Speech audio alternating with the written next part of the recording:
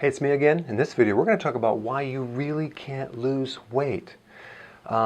This is a very fundamental, important video for those people who are struggling losing stubborn, resistant weight. Okay, so if you have any problem, if you're menopausal and you can't lose weight, this is very, very important. The first thing you need to know is that the reason why most people can't lose weight is that losing weight goes against the basic purpose of the body. The purpose of the body is to survive. Okay? So anytime this survival purpose is threatened by starvation, that's a low-calorie diet, by eating low fats, that is a threatened survival because fat is necessary to rebuild your brain, nerves, every cell in the body. So when you start creating scarcity, your body will hold on the fat tighter and tighter and tighter and tighter and tighter until nothing comes off. So anything that threatens the survival, stress, is going to cause the fat not to leave because the purpose of the fat, the purpose of the body is to survive and thrive. So the way to lose weight is not to starve the body or overtrain it or be exhausted. So that's one thing. When you try to lose weight, which I think we should clarify this, I think you want to lose actual fat, right? So let's just focus on that because the purpose of fat is to prevent starvation from sugar. Okay? So this is the primary fuel source. So fat is used as a backup organ, so in case the sugar runs out, this acts as a backup. A lot of times, though, when you're in a survival state, where your body is threatened, like a stress state, the body will definitely break down protein, too, for fuel.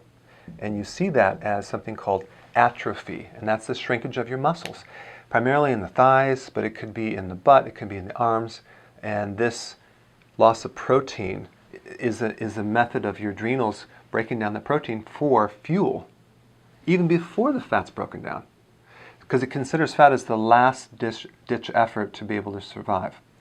So that's one thing. We'll come back to that in a second. But the main purpose is to prevent the starvation of sugar. Okay? Because sugar, you have about, 72 hours of sugar storage in your body before you run out, and then you would die unless you had a backup fuel source. Okay? So now, if we understand that the purpose of the body is to survive, then why would we do a diet? Why would we starve it? Why would we overtrain it? It doesn't make sense. What we want to do is we want to do the opposite of survival, and that would be focus on creating health and pulling the person out of that state of stress state, which is survival state. The first thing we have to do is we do have to starve the body of sugar. So that's a given. We don't want to not give the body healthy fats. We need to increase fat because your body will hold on to this tighter and tighter if you create fat as a scarcity in the diet.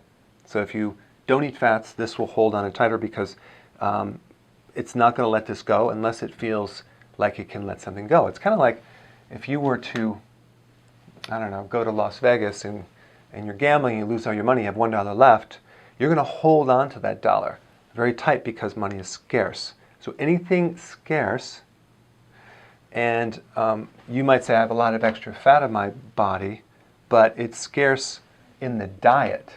So you're not bringing it into the diet, so that's scarce. The body's going to hold on to the fat that it has.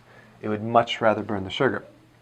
So we don't want to cut calories. We don't want to deprive the body. We don't want to be hungry. We don't want to be stressed.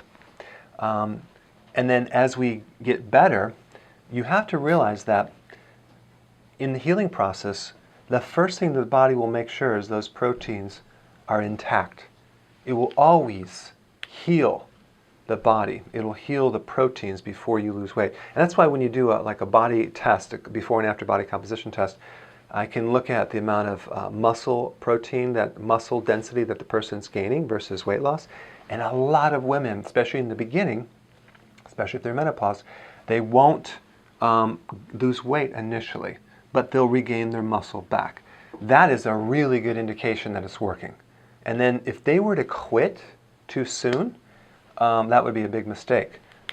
So weight loss is not always the goal. The goal is survival. So the indications of surviving would be endurance, strength, tone, better muscle density, better energy, less stress.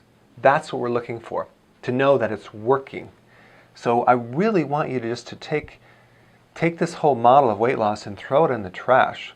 If we can just pull you out of survival mode and understand that the body won't let this go unless it's in a relaxed state and rebuilding this up, then it's going to be very frustrating to you, because if you don't lose weight, you'll quit and go on to the next unhealthy thing. You'll get desperate. And that's the worst thing, because the more desperate you are, the more stress that comes in and you're worried about it. So we really have to have a relaxed attitude towards weight and just have the confidence to know it's going to work. But the indication is you must regain that muscle protein. And the question is, how long does it take to regain the muscle protein? It's not going to just take one day. It's going to take weeks. It could even take a few months to heal the muscles before those muscles are healthy enough and efficient enough to actually metabolize fat. So I just wanted to indicate that, because this is a new model that goes beyond just losing weight, and it's all about understanding the main purpose of your body. So I hope that helped. We'll see you in the next video.